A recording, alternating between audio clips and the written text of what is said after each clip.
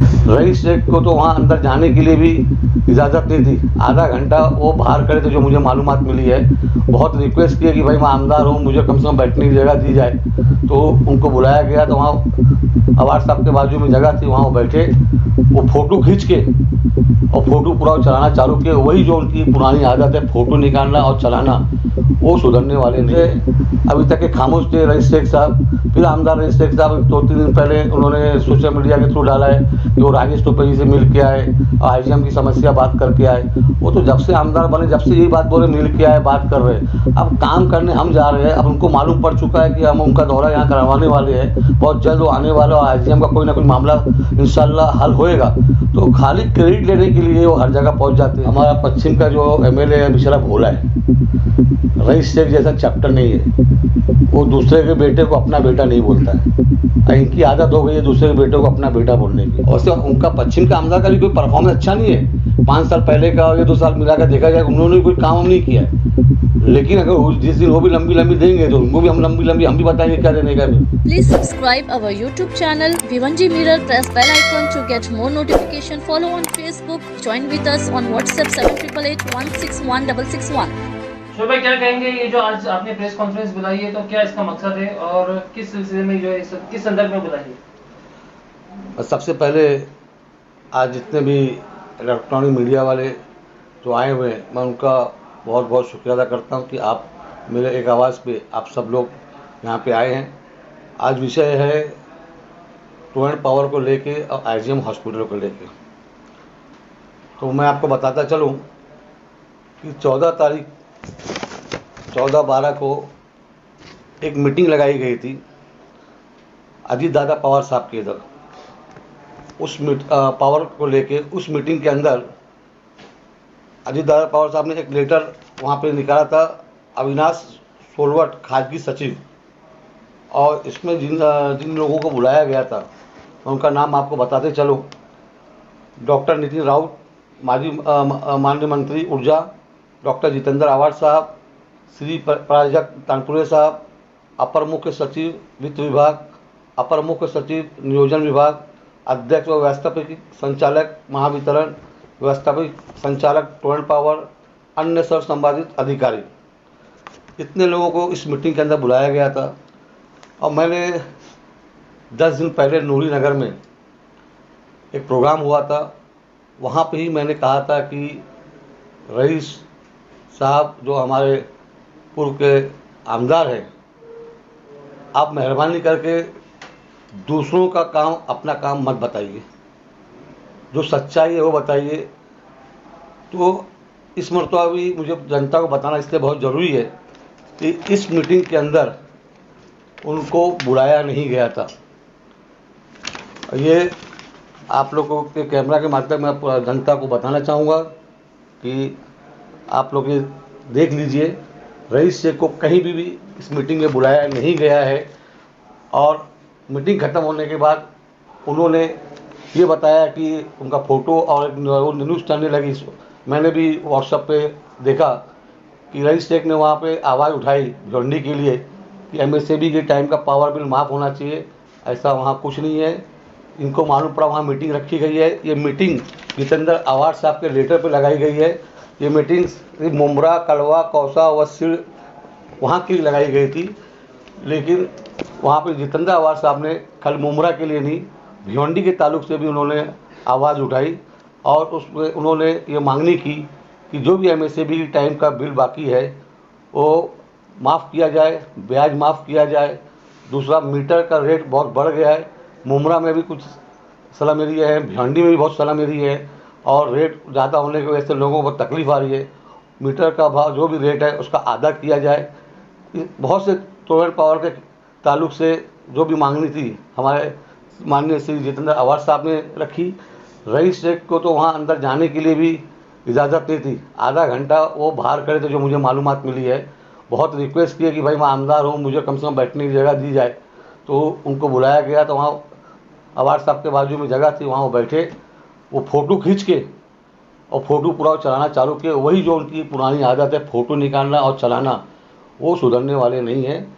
तो ये जो मांगनी की है आवाड साहब की तरफ से मांगनी गई है, उनके लेटर पे ये उनके बोलने पे ये मीटिंग लगाई गई है कि मैं आप लोगों को चैनल के माध्यम से जनता को बताना चाहता हूँ और बहुत जल्द इंशाल्लाह एक खुशखबरी इस शहर के लिए आने वाली है और राष्ट्रवादी पार्टी इसके अंदर बहुत मेहनत कर रही है, कोशिश कर रही है। आईजीएम को लेकर क्या कहेंगे? आईजीएम को भी लेकर तरह की बातें जो रईस शेख के माध्यम से की जा रही है कि उन्होंने भी जो मंत्री हैं आरोग्य मंत्री उनसे मुलाकात की, इसके पीछे देखिए, मैं जब अध्यक्ष बना था उसके 15 दिन बाद हमारे जितेंद्र आवार साहब महानगर पालिका में आए थे, नगर सेवक कमिश्नर से मीटिंग ली थी।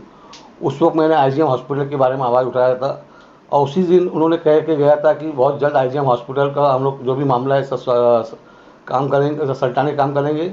लेकिन कुछ कारण से थोड़ा लेट हुआ। अभी ऑफिस की हमारी जब ये ओपनिंग हुई, राष्ट्रवादी ऑफिस की ओपनिंग, तो मीडिया वालों ने भी ये सवाल किया कि आपने आईजीएम हॉस्पिटल के बारे में कहा था, तो उन्होंने यहाँ सबके मीडिया के मार्फत सबको संदेश दिया था कि बहुत जल्द राजेश टोपे जी को मैं, जो हमारे हेल्थ मिनिस्टर हैं, आईजीएम का दौरा कराएंगे। तो आपको बताता चलो, एक हफ्ता पहले जितेंद्र आवार साहब की हमारी मीटिंग हुई तो उन्होंने मुझे कुछ साथ में लेकर राजेश टोपे जी की तरह गए और उन्होंने कहा कि भाई मैं 2-3 दौरा किया हूँ भिवंडी के अंदर, सबसे बड़ा मसला आईजीएम हॉस्पिटल को लेकर स्लम एरिया है, मजदूरों का एरिया है, वहाँ हर चीज़ की समस्या है, वहाँ आप ध्यान नहीं दे रहे हैं, बहुत ज़्यादा वहाँ लोगों को नाराज़गी है।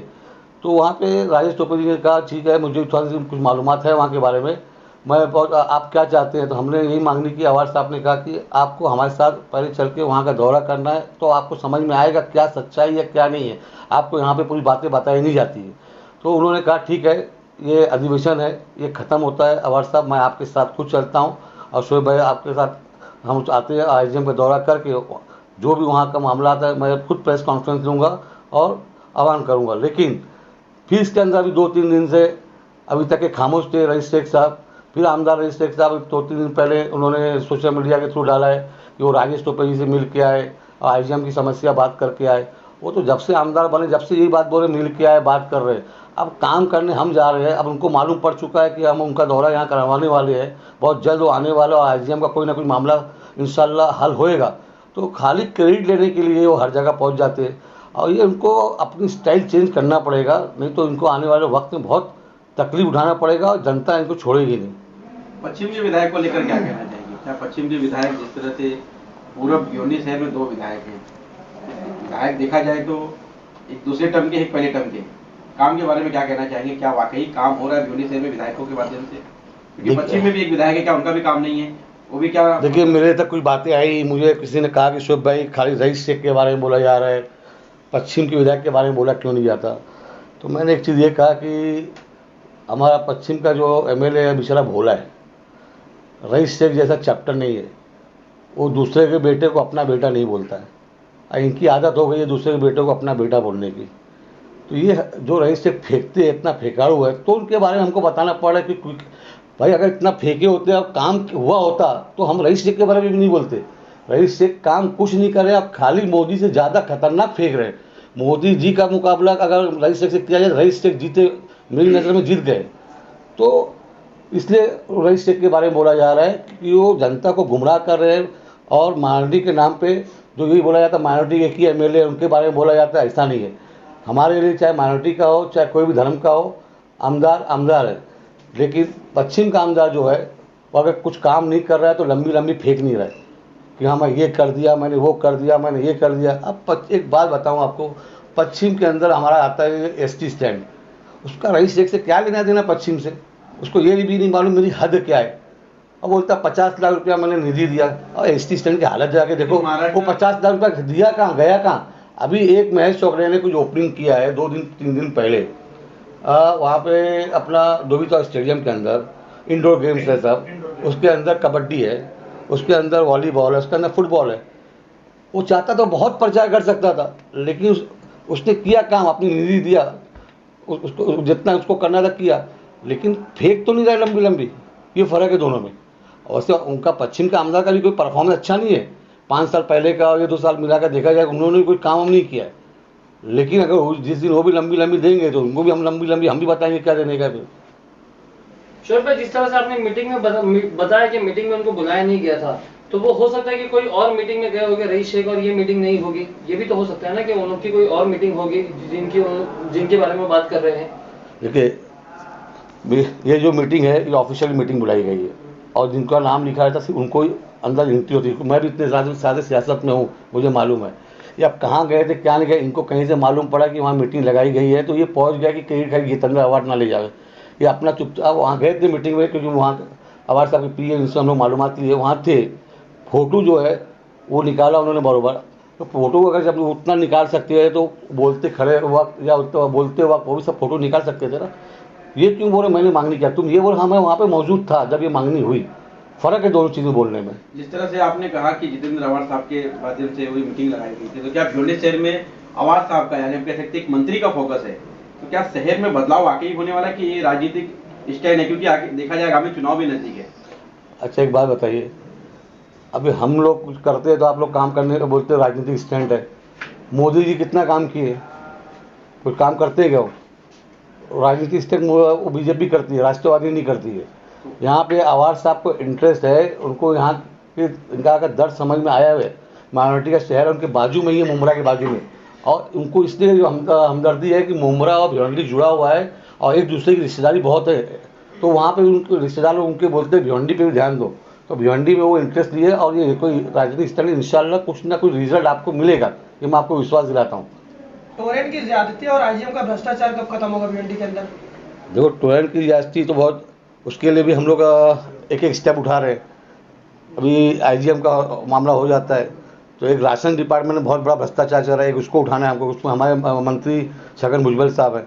अब टोरेंट का जो है उनके मंत्री कांग्रेस के, वहाँ तो हम एक अवार्ड साहब को लेकर जाकर इंशाल्लाह बात करेंगे। जो उनकी मनमानी दादागिरी है वो कहीं ना कहीं कम होना चाहिए, क्योंकि अभी जो विजिलेंस जिसको जो समझ में आ जा रहा है 5 लाख मार दे रहा है, 3 लाख मार दे रहा है, झोपड़पट्टी को 2-2 लाख 1-1 लाख रुपया मार दिया जा रहा है, तो वो गलत तरीके से मारा जा रहा है। तो कुछ ना कुछ उसका बहुत जल्द उसका भी इंशाल्लाह रिजल्ट मिलेगा आपको।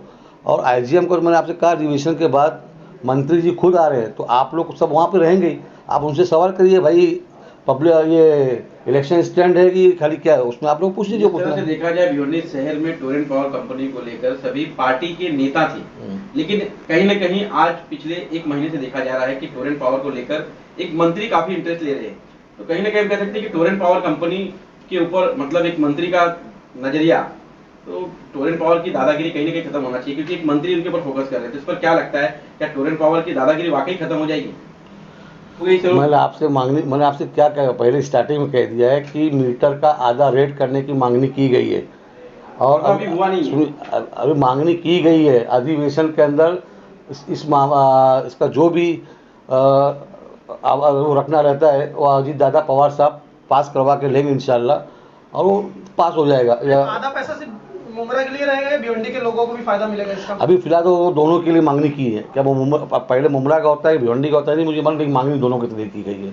Please subscribe our YouTube channel Vivanji Mirror. Press bell icon to get more notification. Follow on Facebook. Join with us on WhatsApp 7888 161 661.